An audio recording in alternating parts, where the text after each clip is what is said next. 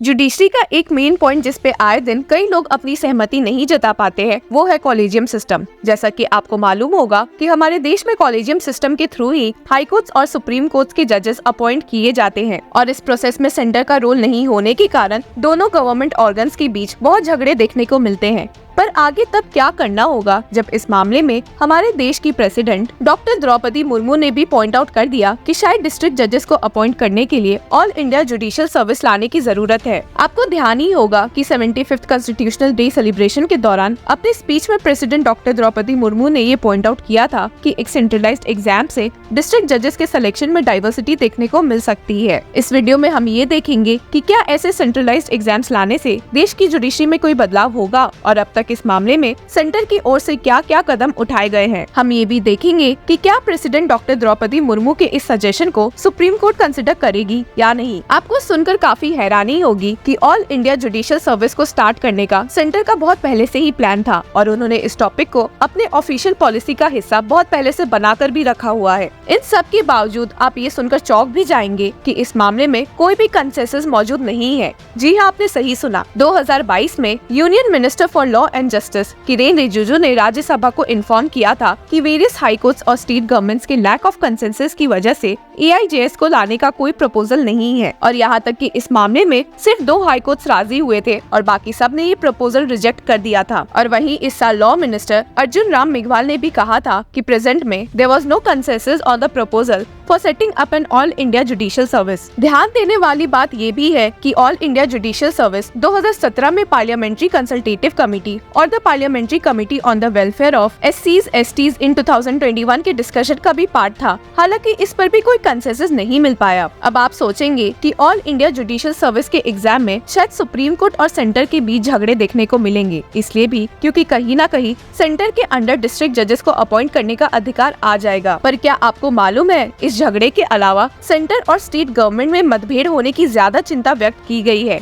और कैसे ये झगड़े शायद इंडिया के फेडरलिज्म स्ट्रक्चर को हिलाकर रख सकते हैं। और तो और क्या आपको मालूम है ऑल इंडिया जुडिशियल सर्विस के लिए इंडियन कॉन्स्टिट्यूशन में एक आर्टिकल भी मौजूद है। Article 312 of the constitution as amended by the 42nd amendment provides for the creation of an all India judicial service and requires a resolution adopted by the council of states with 2/3 majority and a parliamentary law. ये all India judicial service UPSC के model पर based है और कैसे एक central exam से successful candidate select किए जाते हैं वैसे ही AIJS से डिस्ट्रिक्ट लॉयर सेलेक्ट किए जाएंगे सेंट्रल लेवल पर। द हिंदू को एक इंटरव्यू देने के दौरान आलोक प्रसन्ना कुमार वो इज को फाउंडर एंड लीड विधि कर्नाटका और भारत चुग जो कि एक फॉर्मल सिविल जज रह चुके हैं ने AIJS के कंसेप्ट पर अपने थॉट्स दिए हैं जिससे आप भी अग्री करेंगे। एक पॉइंट जो प्रेसिडेंट ने अपने स्पीच में जोर दिया था वो ये था कि डिस्ट्रिक्ट जजेस की अपॉइंटमेंट के लिए एक सेंट्रल एग्जाम होगा तो माइनॉरिटीज को ज्यादा फायदा मिलेगा और रिप्रेजेंटेशन भी होगी। उसी के कंटेक्स्ट में the Indian justice report 2022 shows that only 35% of सब ऑर्डिनेट कोर्ट जजेस आर वुमेन। इस पॉइंट पर आलोक प्रसन्ना कुमार ने कहा कि वुमेन का रिप्रेजेंटेशन सब ऑर्डिनेट कोर्ट्स में फिर भी SC ST से बेटर है और शायद ऐसे में AIJS एक सॉल्यूशन बन सकता है। इसलिए भी क्योंकि अभी जो स्टेट लेवल पर डिस्ट्रिक्ट जजेस के एग्जाम होते हैं बहुत ही बैरियर बनते हैं।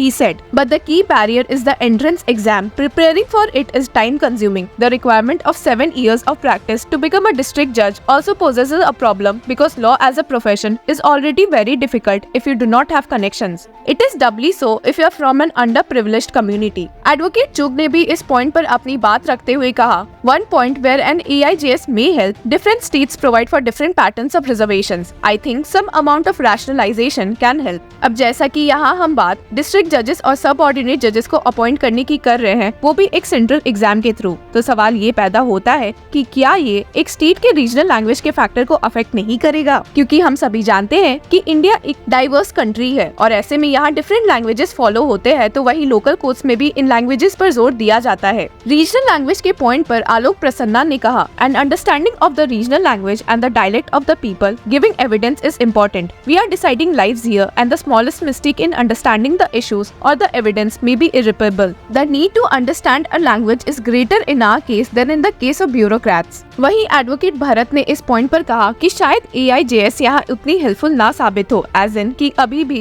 कोई क्लाइंट ये नहीं चाहेगा कि उसके केस को असाइन जज को रीजनल लैंग्वेज ही नहीं समझ आती. He said, I am not sure that this is a model we want to replicate in the judiciary. I would rather have people with local knowledge serve local needs. एक question जो दोनों guest के सामने पेश किया गया था वो ये था कि लॉ मिनिस्ट्री ने एक डेटा के थ्रू ये दिखाया है कि 5,388 post of judicial officers are lying vacant in the district judiciary. तो ऐसे में ऑल इंडिया जुडिशियल सर्विस कैसे ये प्रॉब्लम सॉल्व करने में हेल्प कर सकती है. आलोक प्रसन्ना कुमार ने इस मामले में पॉइंट किया कि AIJS कुछ खास हेल्प नहीं कर सकती है इस मामले में और बस एग्जाम एक टाइमली मैनर में होने चाहिए. And stated, in fact as per the data of the union government of 4 million civilian central post 1 million are vacant. There isn't anything inherently superior in a centralized system that will make it necessarily more efficient in filling up the vacancies. The problem has been the ability to conduct these exams in a timely manner. इस point पर farmer civil जज भरत ने भी agree किया और कहा कि AIJS एक सोल्यूशन नहीं है और खास कर तब जब वो एक 35 to 45 एज के लॉयर को डिस्ट्रिक्ट जज बनाना चाहता है. He said, a 35 to 45-year-old practicing lawyer who has spent 15 to 20 years in the profession is likely to be well established in their state with a steady stream of briefs. If they make it an all-India service, which is again transferable, they may not like to leave their state and family. If the idea was to have a big talent pool, we will be losing out on that as well.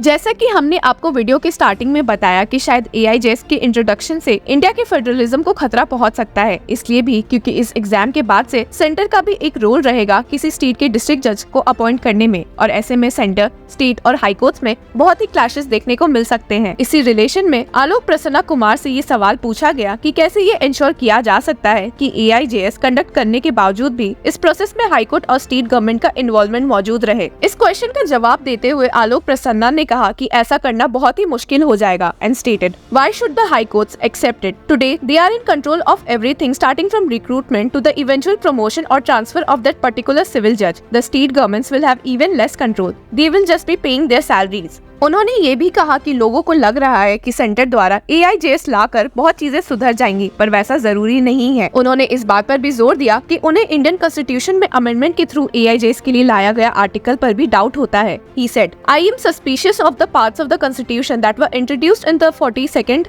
amendment. It was done in controversial circumstances by a government that had no legitimacy. Almost this entire opposition was put in jail while passing this amendment. Federalism के point पर भी एक दूसरा सवाल ये उठता है कि क्या AIJS लाने के बाद जुडिशियल इंडिपेंडेंस बनी रह सकेगी, क्योंकि अभी तो हाई कोर्ट ही एक मेजर रोल प्ले करते हैं अपॉइंटमेंट ट्रांसफर रिमूवल में और इसमें स्टेट और सेंट्रल का इतना इंटरफेरेंस नहीं है. इस सवाल का जवाब देते हुए फॉर्मर सिविल जज भारत चुग ने जवाब दिया कि यही इंश्योर करना सबसे बड़ा प्रॉब्लम हो रहा है. And said, I could pass a lot of decisions back in the day because I knew that even the governor or the chief minister of the state could not take any action if my decision was to be unsympathetic to the government. This is all the more important because the government is the biggest litigant before the courts. उन्होंने इस बात पर भी जोर दिया कि current time में ये नहीं शो हो रहा कि AIJS अभी वाले अपॉइंटमेंट मेथड से बेटर है. ऐसे में चेंजेस लाना शायद सही नहीं होगा. He also added, the present system has worked well and the AIJS doesn't seem to be the better alternative. The way the 42nd amendment was introduced was constitutionally suspect. All of this has possibly not been challenged because the AIJS never got implemented. But arguably, it is violative of the basic structure of the constitution. Bharat चुग की बातों से agree करते हुए आलोक प्रसन्ना ने कहा कि हमारे district judiciary में कई प्रॉब्लम्स है और ऐसे में AIJS किसी भी एंगल से एक अच्छा ऑल्टरनेटिव नहीं लग रहा है. He said, the need of the hour is to ensure that there is a smooth career path for those who enter the district judiciary to the high courts and the Supreme Court. The judges need to be supported so that they think they are as much as constitutional court judges as the Chief Justice of India. तो ये थे आलोक प्रसन्ना और farmer civil जज और current Delhi lawyer Bharat चुग के thoughts. उन्होंने कई important topics को कवर किया है और हमें इस बात पर जरूर सोचने को मजबूर कर दिया है कि क्या ऑल इंडिया जुडिशियल सर्विस जिसे सेंटर इतना पुश कर रही है वो बाद में जाकर मुसीबतों को कारण बन सकता है या एक दूसरा तरीका बन जाएगा कि यूनियन जजेस को कंट्रोल कर सके.